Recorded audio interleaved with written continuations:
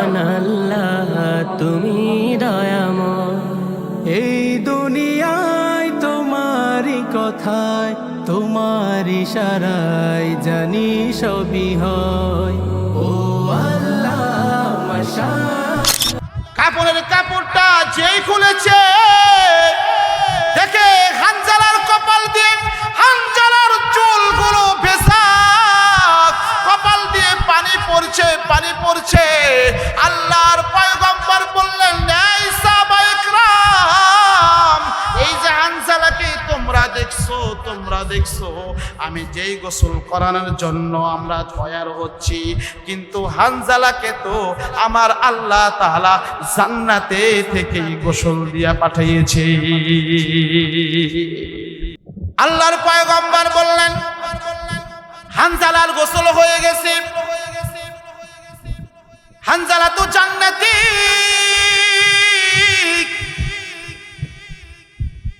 আর সহধর্মিণীকে বললেন, না হানজালার সহধর্মিণী, তুমি কোনো টেনশন করিও না, কোনো টেনশন করিও না।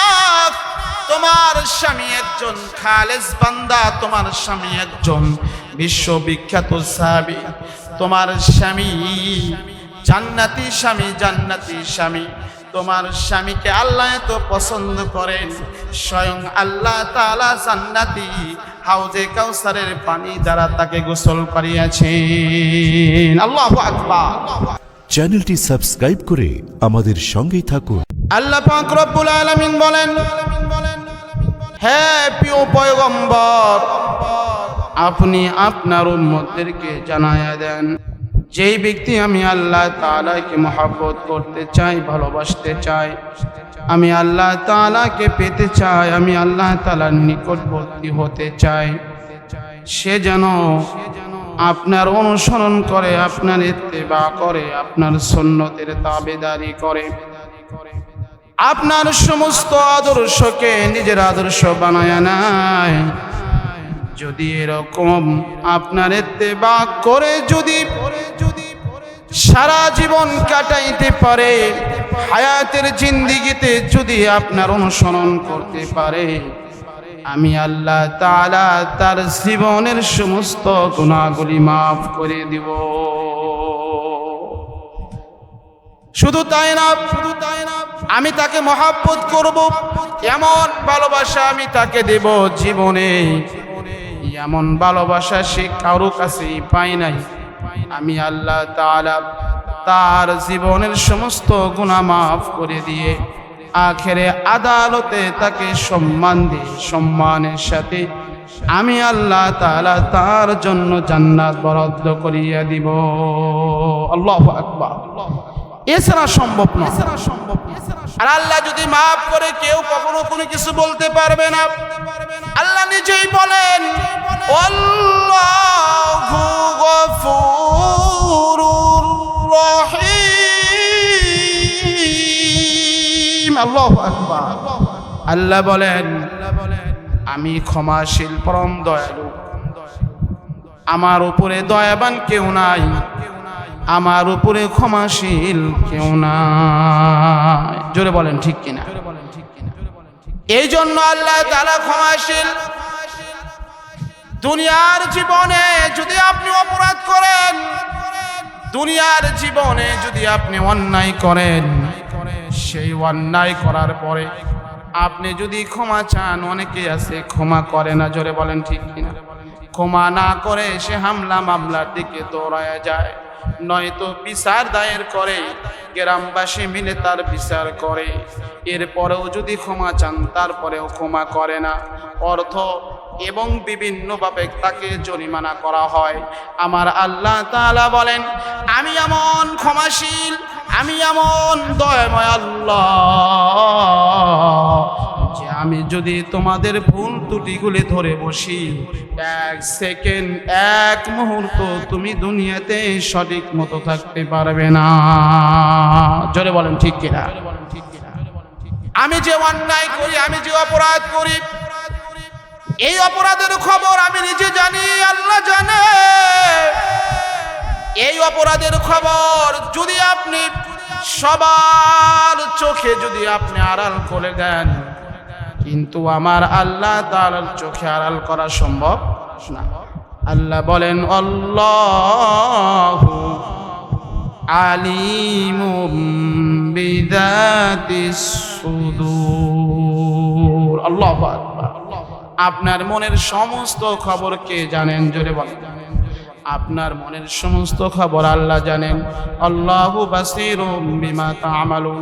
আপনি কি করেন আর কি না করেন সব কিছু কে দেখেন? সব কিছু আল্লাহ দেখেন। দুনিয়ার ভিতরে যদি আপনি রাত্রি কোনো কিছু করেন, হয়তো আমার বন্ধু বান্ধব কেউ দেখে না, গ্রামবাসী কেউ দেখে না, দুনিয়াতে অনেক চুরি করে, অনেক অন্যায় করে, কিন্তু উনি মনে করে আমি সবার চোখে তুলা মারলাম, সবার চোখ ফাঁকি দিলাম। কিন্তু আমার আল্লাহ তাআলার চোখ ফাঁকি দেওয়া কি সম্ভব? আল্লাহর চোখ কখনোই ফাঁকি দেওয়া সম্ভব না। কারণ আমার আগে যিনি বয়ান করলেন উনি বলেছেন আল্লাহু লা ইলাহা ইল্লা হুয়াল হাইয়ুল কাইয়্যুম লা তা'খুযুহু সিনাতুন ওয়া লা নাওম। আল্লাহু আকবার। আল্লাহ ঘুমান না, আল্লাহর একটু তন্দ্রা বা নিদ্রাও আসে না। এই জন্য আল্লাহ পাক রব্বুল আলামিন সব সময় জাগ্রত। দুনিয়ায় আপনি ছোট থেকে ছোট, অণু থেকে অণু, এমন পরিমাণ যদি কোনো কিছু করেন আপনি আল্লাহ তাআলা সব দেখেন, সব জানেন। এই জন্য আমার আল্লাহ তাআলা বলেন আমি এমন ক্ষমাশীল, এমন দয়ালু যে আমার মতো ক্ষমাশীল আর দয়ালু দুনিয়ার কোনো ব্যক্তি হতে পারবে না। আল্লাহ পাক রব্বুল আলামিন নবীজিকে বললেন ও আমার নবীজি, ও প্যারা হাবিবুল্লাহ, হাবিবে কিবরিয়া, আপনাকে যে ভালোবাসবে আমি তাকেই ভালোবাসবো। যদি আপনাকে না ভালোবাসে, যদি আপনাকে কেউ বিশ্বাস না করে, তার ঈমান থাকবে? তার ঈমান থাকবে না। আমার আল্লাহ তাআলা বলেন যেহেতু তার ঈমানই থাকবে না, তাকে আমি কেমনে ভালোবাসবো? আর আপনাকে মহব্বত করবে, আপনার সুন্নতকে আঁকড়ে ধরবে।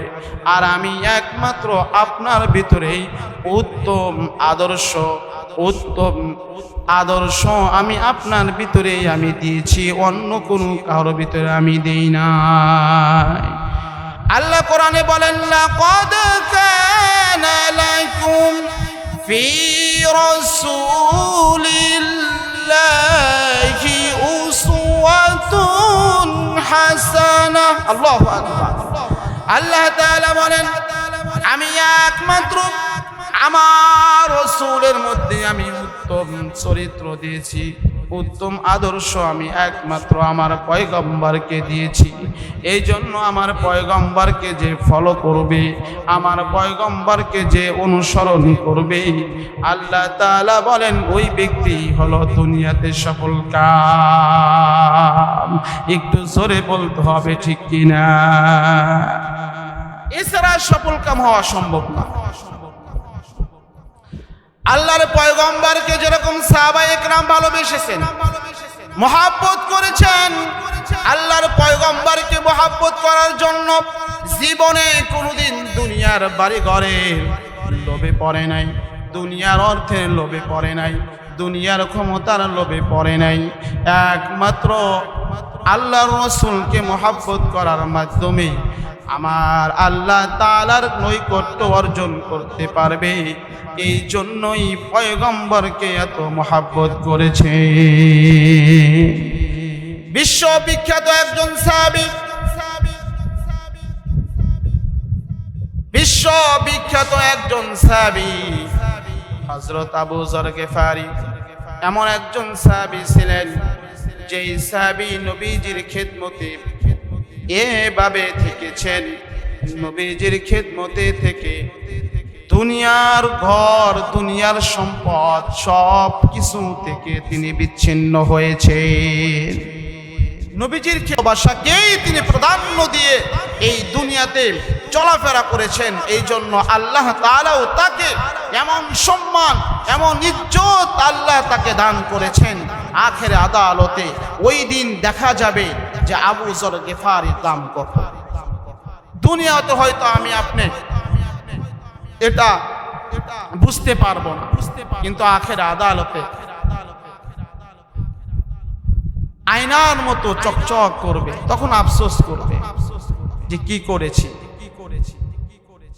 যদি আমি আল্লাহর পয়গম্বরের সুন্নত অনুযায়ী চলতাম, যদি আমি আল্লাহর পয়গম্বরের আদর্শ আমার ভিতরে আমি ফিট করে নিতাম, আল্লাহ হয়তো আমাদেরকে এই শাস্তি না দিয়ে জান্নাত দিত। এই আবু যার গিফারি যখনই শুনেছেন মক্কাতে একজন ব্যক্তি, তার নাম হলো মুহাম্মদ, তিনি নাকি শ্রেষ্ঠ মানব, তিনি কখনো মিথ্যা কথা বলেন না, তিনি কখনো মানুষের অন্যায় করেন না, নিজে অন্যায় করেন না, মানুষকে সৎ কাজের আদেশ দেয় আর অসৎ কাজ থেকে নিষেধ করে, এমন ব্যক্তিত্বের আবির্ভাবের কথা শুনে আবু যর গিফারি তার ভাইকে বললেন, নগো ভাই, তুমি তো মক্কা নগরীতে ব্যবসার উদ্দেশ্যে যাও, তুমি এই ব্যক্তি সম্পর্কে একটু খোঁজ নিয়ে দেখবা ব্যক্তিটা কেমন। আল্লাহু আকবার। আবু যর গিফারির কথা মতো তার আপন ভাই মক্কা নগরীতে যখনই পৌঁছেছেন, ব্যবসা বাণিজ্যের কাজ কর্ম সেরে আব্দুল্লাহর ছেলে মুহাম্মাদের যখন খোঁজ খবর নেওয়ার জন্য মক্কার লোকদেরকে জিজ্ঞাসা করলেন, সবাই বললেন এমন একজন ব্যক্তি যে কখনো মিথ্যা কথা বলেন না, সে কখনো অন্যায় করেন না, সে সৎ কাজের আদেশ দেয় আর অসৎ কাজ থেকে সে নিষেধ করে, এমনকি সে বিশ্বাসী, আমানতদারি, মানুষের সাথে কখনো খারাপ ব্যবহার করে না, মানুষকে কখনো কষ্ট দেয় না।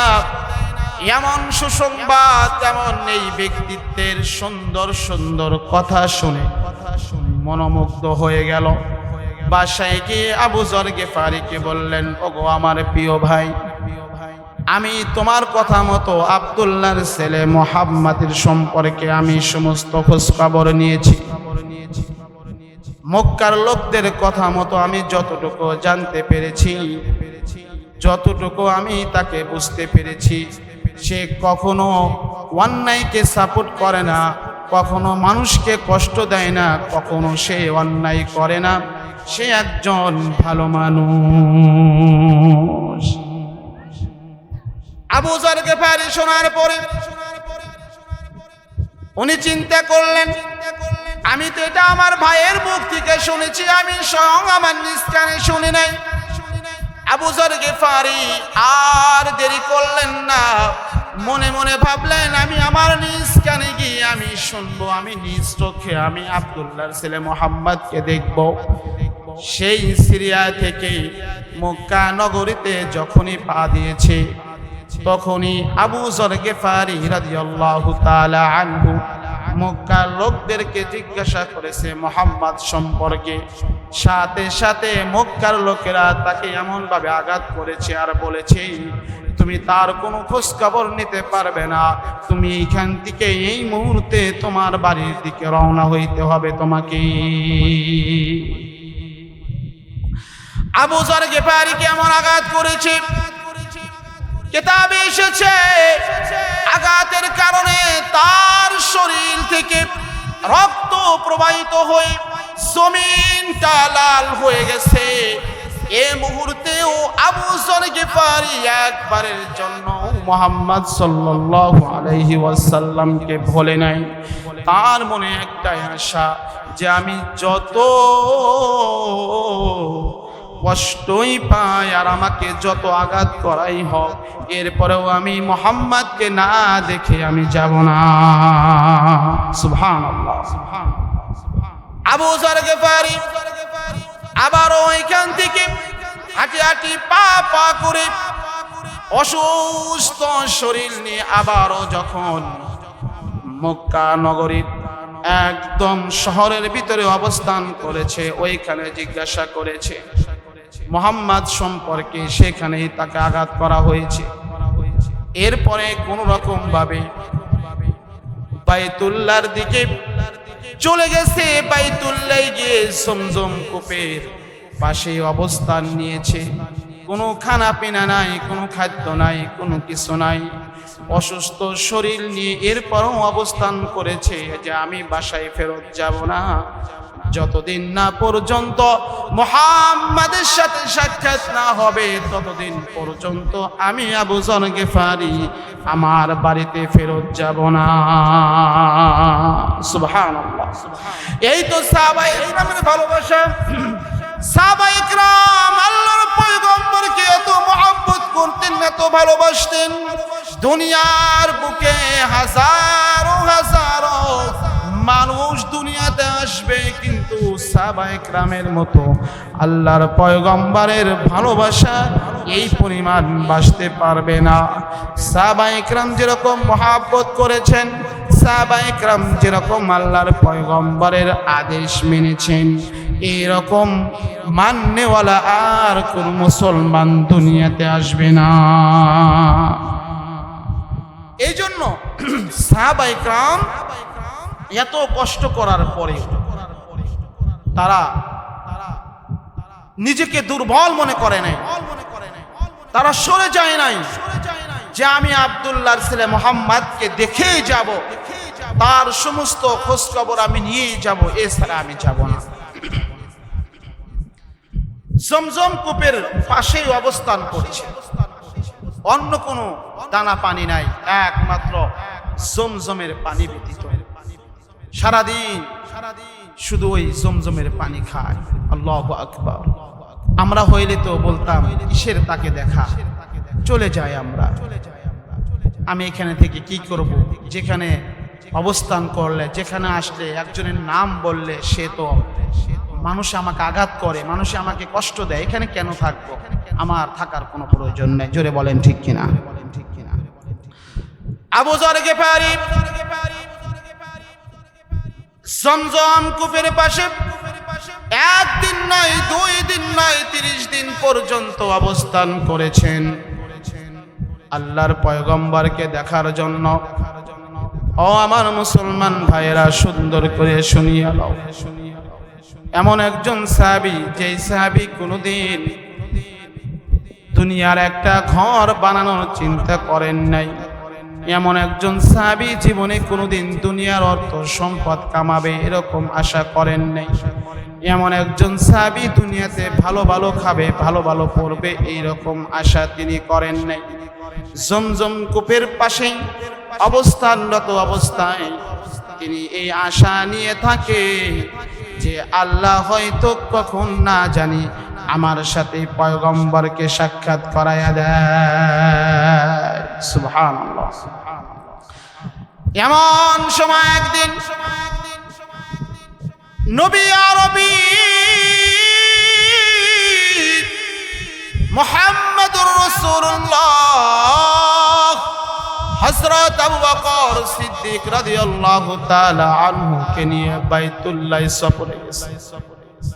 বাইতুল্লাহতে ঘুরতে গিয়ে দেখে একজন ব্যক্তি জীর্ণ শীর্ণ অবস্থায় বসে আছে। আল্লাহর পয়গম্বর হাঁটি হাঁটি পা পা করে তার পাশে চলে গেলেন। আবু যর গিফারি আল্লাহর পয়গম্বরকে দেখে আশ্চর্য হয়ে গেছে। আমি এত লোককে দেখলাম, এত মানুষকে দেখলাম, কিন্তু এই মানুষটাকে তো একটু অন্যরকম দেখা যায়। মনের ভিতরে একটু সন্দেহ সৃষ্টি হয়েছে, কিন্তু কোনো কিছু বলার মতো সাহস পায় নাই। এই জন্য বলার মতো সাহস পায় নাই, যদি আমি বলি আবারও হয়তো আমাকে আঘাত করতে পারে।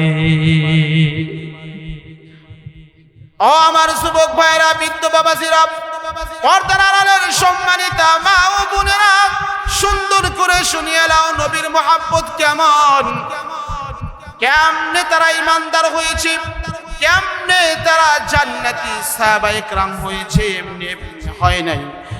আল্লাহর পয়গম্বর হাঁটি হাঁটি পা পা করে যখন সামনে আসলেন, আবু যর গিফারিকে জিজ্ঞাসা করলেন, ও আল্লাহর বান্দা, তোমার বাসা কোথায়?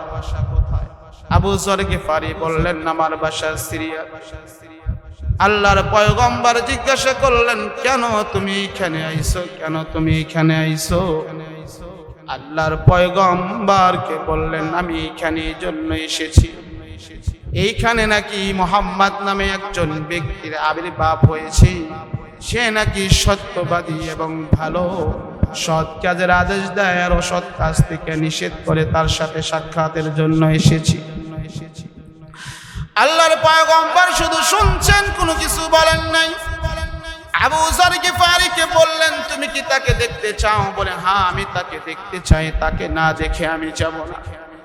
আবু যর গিফারিকে বললেন তুমি যদি তাকে তোমার সামনে পাও তাহলে তুমি তাকে কি করবে? বলে আমি যদি তাকে সামনে পাই আমার দুই নয়ন দিয়ে আমি চোখ ভরে আমি তাকে দেখব। আল্লাহর পয়গম্বর আবু বকর সিদ্দিককে বললেন দেখ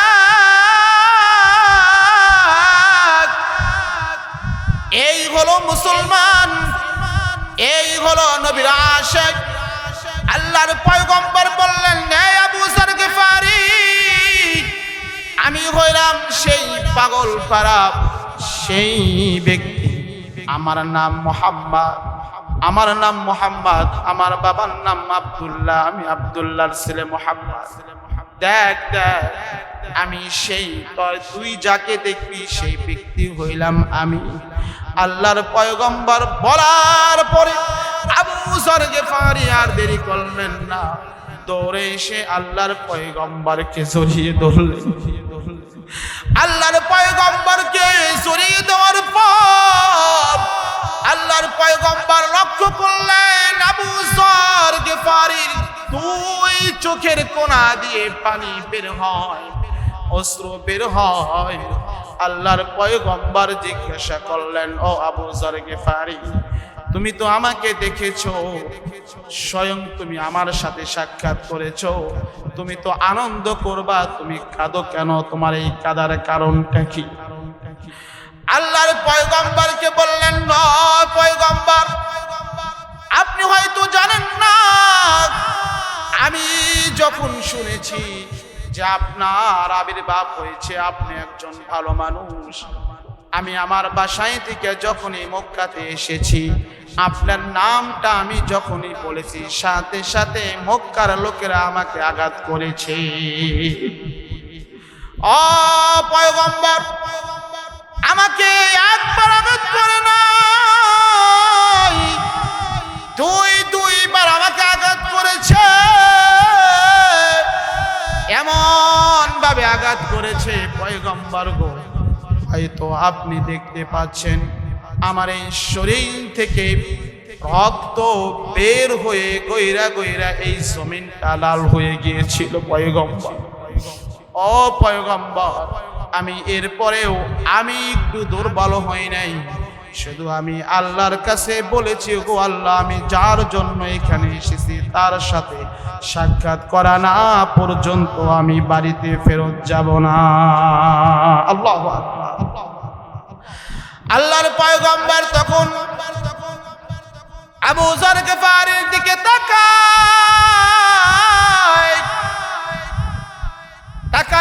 তাকায়া দেখে আর বলে ও আবু যর গিফারি তুমি এখানে কতদিন যাবত পর্যন্ত আছো?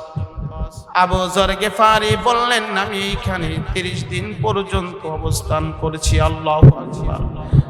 আল্লাহর পয়গম্বর প্রশ্ন করলেন আবু যর গিফারি তুমি এইখানে 30 দিন পর্যন্ত অবস্থান করছো, তুমি এতদিন কি খাইছো, কি খানা পিনা করেছো?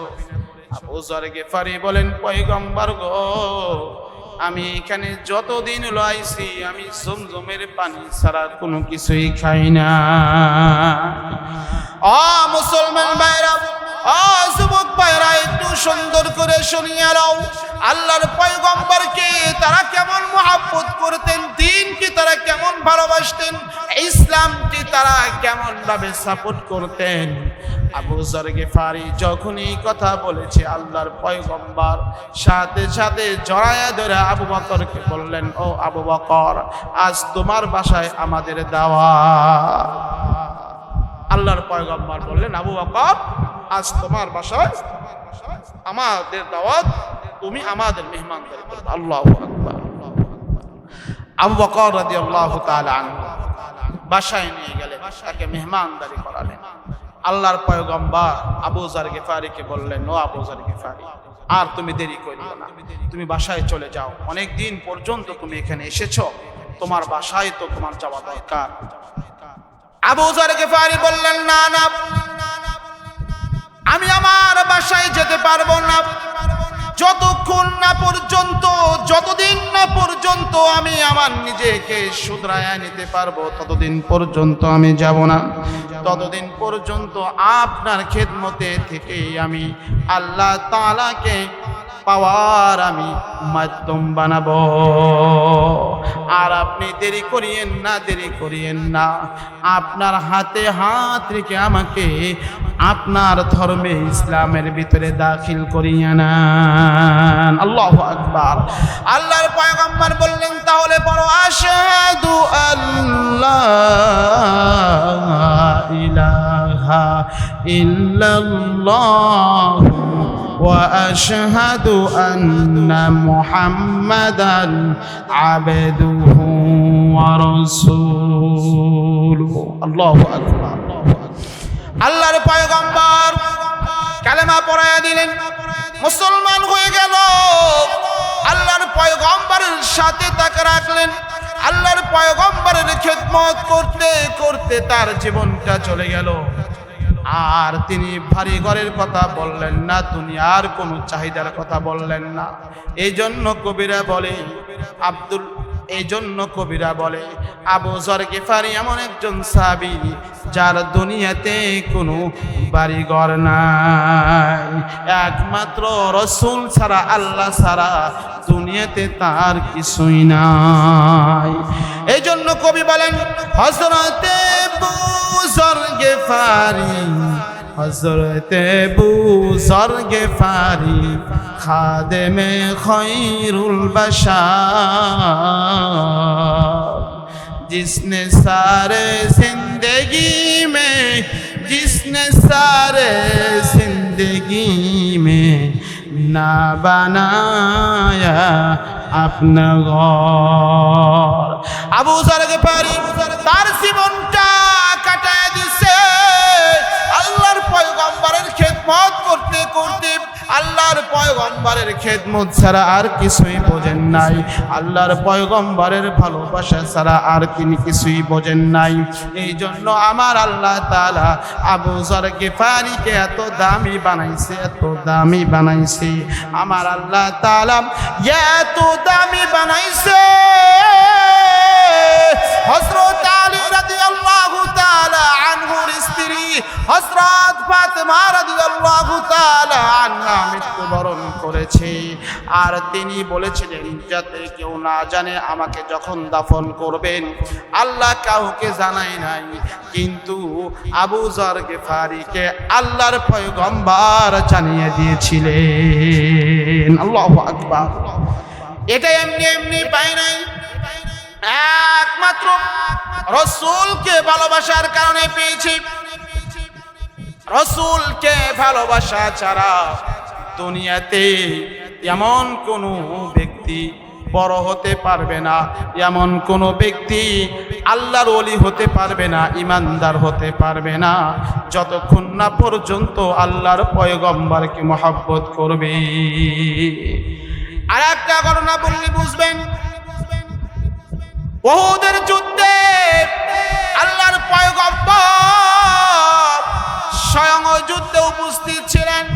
উহুদের যুদ্ধে ৭০ জন শহীদ হয়েছিল, তার ভিতরে ৬৮টা লাশ পেয়েছে, কিন্তু 2টা লাশ পায় নাই। আল্লাহর পয়গম্বরকে সাহাবায়ে কেরাম বললেন, আমরা সব লাশ পেয়েছি, কিন্তু 2টা লাশ আমরা পাচ্ছি না। একজন হলো হযরত পয়গম্বর মুহাম্মদুর রাসূলুল্লাহ সাল্লাল্লাহু আলাইহি ওয়াসাল্লামের চাচা হামজা রাদিয়াল্লাহু তাআলা আনহু, আর একজন হানজালা রাদিয়াল্লাহু তাআলা আনহুর লাশ পাওয়া যাচ্ছে না। এমন সময় হঠাৎ করে একজন বোরকা পরে একজন মহিলা এসে বললেন, ও পয়গম্বর, আপনি কি আমাকে চিনেছেন? আল্লাহর পয়গম্বর বললেন, না, আমি তোমাকে চিনি নাই। হঠাৎ করে সাহাবায়ে কেরাম বললেন, ও পয়গম্বর, আপনি আজকে যার বিয়ে পড়াইছেন এরকম আপনার মনে আছেনি? বলে, হ্যাঁ, আমি বিয়ে পড়াইছি। বলে, আপনি কার বিয়ে পড়াইছেন? বলে, আমি হানজালার বিয়ে পড়াইছি। বলে, এই হানজালার বিয়ে যে পড়াইছেন সেই হলো হানজালার সহধর্মিণী। আল্লাহর পয়গম্বরকে যখন এই কথা বললেন, আল্লাহর পয়গম্বর বললেন, হ্যাঁ, আমি তো হানজালার বিয়ের মিষ্টি, আমি বিয়ের খিচুর আমি বিতরণ করেছি আমার হাত দ্বারা। তখন হযরত হানজালা রাদিয়াল্লাহু তাআলা আনহুর স্ত্রী বললেন, ও পয়গম্বর, ইয়া রাসূলুল্লাহ, ইয়া হাবিবাল্লাহ, বলতে লজ্জা হয়, যখন রাত্রি হয়ে গেছে হানজালার সাথে এখনো আমার ওই রকম পরিচয় হয় নাই, চেনা জানা হয় না। এমত অবস্থায় কে যেন এখান দিয়ে বলে গেল, কদ কুতিলা মুহাম্মদ, যে আল্লাহর পয়গম্বরকে হত্যা করেছে। হানজালা আর সহ্য করতে পারলো না। হানজালা শুধু তরবারিটা নিয়ে দৌড় দিয়ে যাওয়ার সময় আমার কপালে একটা চুম্বন দিয়ে বলে গেল, ও আমার প্রিয় স্ত্রী, আমি যুদ্ধে চলে যাচ্ছি, যদি আমার আল্লাহ যদি হায়াত দেয় দুনিয়াতে আবার দেখা হবে, আর যদি হায়াত না দেয় আখিরাতে দেখা হবে। বিবি গো, তুমি টেনশন করিও না।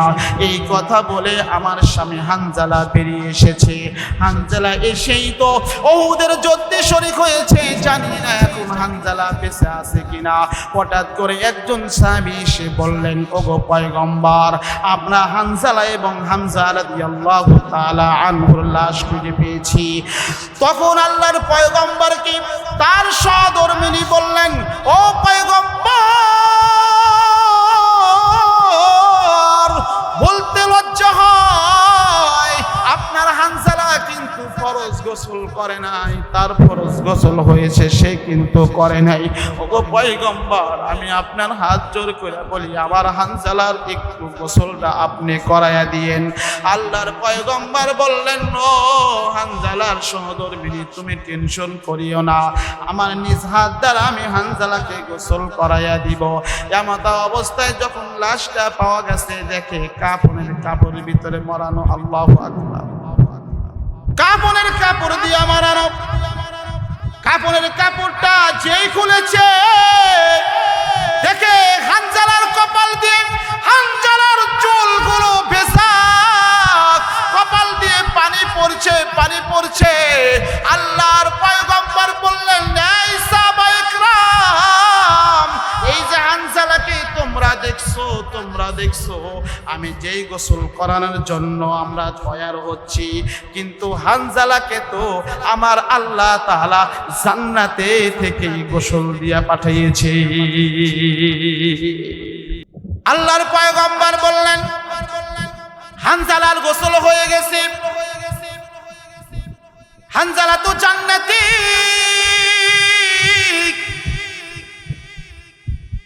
আর সহধর্মিণীকে বললেন, না, হানজালার সহধর্মিণী, তুমি কোনো টেনশন করিও না, তোমার স্বামী একজন খালেস বান্দা, তোমার স্বামী একজন বিশ্ববিখ্যাত সাহাবী, তোমার স্বামী জান্নাতি স্বামী। তোমার স্বামীকে আল্লাহ এত পছন্দ করেন, স্বয়ং আল্লাহ তাআলা জান্নাতি হাউজে কাউসারের পানি দ্বারা তাকে গোসল করিয়েছেন। আল্লাহু আকবার।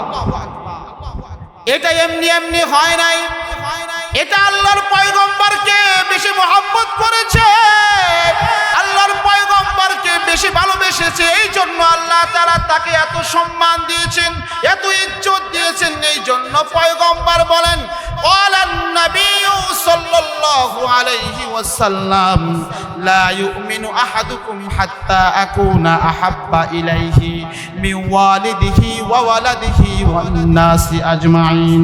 আল্লাহর পয়গম্বর বলেন, ওই ব্যক্তি হলো প্রকৃত মুমিন, আর ওই ব্যক্তি হলো প্রকৃত মুমিন যে ব্যক্তি নিজের চেয়েও, দুনিয়ার সম্পদের চেয়েও, বাবা মার চেয়েও, সন্তানের চেয়েও যেই ব্যক্তি আল্লাহর পয়গম্বরকে ভালো না বাসবে, ওই ব্যক্তি কখনোই প্রকৃত মুমিন হতে পারবে না। আল্লাহর পয়গম্বরকে বেশি ভালোবাসতে হবে। দুনিয়ায় একজন ব্যক্তিকে আপনি ভালোবাসেন, অফিসে আপনি চাকরি করেন, কোম্পানিতে চাকরি করেন, আপনার বসকে যেরকম মহব্বত করেন, ভালোবাসেন, তাকে যেরকম ভয় পান, ওই রকম ভয় কিন্তু আমার আল্লাহ তাআলাকে তার চেয়েও দ্বিগুণ পেতে হবে। একজন নারীকে যেরকম আপনি ভালোবাসেন, তার চেয়েও দ্বিগুণ শত গুণ বেশি আমার পয়গম্বরকে ভালোবাসতে হবে। আপনি যদি এইরকম ভালোবাসা দেখাইতে না পারেন, মনে রাখিয়েন আমার আল্লাহ তাআলা ততক্ষণ পর্যন্ত আপনাকেও ভালোবাসবে না।